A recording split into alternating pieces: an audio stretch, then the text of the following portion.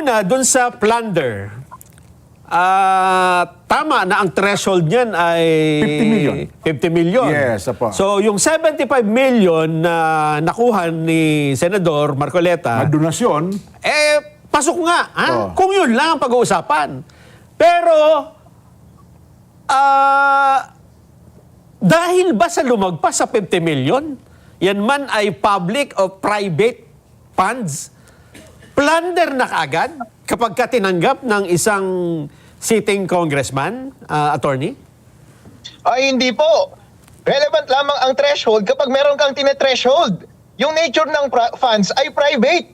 Kapag plunder po, pandarambong, yan po ay pagkamkam ng kaban ng bayan. Private funds po yung ibinigay sa kanya.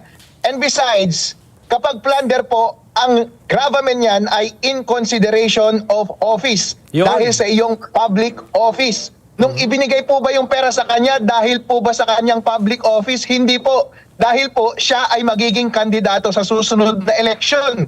Kahit isang private na tao, pwede siyang maging kandidato sa susunod na eleksyon. As a matter of fact, pinawalang sala siya ng COMELEC dahil hindi nga siya candidate technically at that time. Therefore, ibinigay lamang ng mga kaibigan niya yung pera sa kanya because of his future candidacy. Halimbawa, ako po, kapag ako ay tatakbo, nung tumatakbo po ako, bilang Vice Mayor, meron naman pong nagbibigay sa akin ng pera. Meron nagbibigay sa akin ng something of pecuniary interest. Halimbawa, linilibre ako ng aking mga kaibigan. Aha. Yun po ba ay galing sa kaban ng bayan? Hindi po. Yun po ba ay by reason ng aking office? Ngayon po, kapag linilibre ako ng nanay ko, is it by reason of my public office? Hindi po, dahil love lamang nila ako. Kapag hindi by reason ng aking public office, kapag may other consideration, hindi po yan pasok sa plunder. Ganon din po ang nangyari kay Senator Marcoleta. Kahit sitting congressman siya at that time, yung pagbigay sa kanya ng pera ay hindi by reason of his being a congressman at that time. Dahil magiging future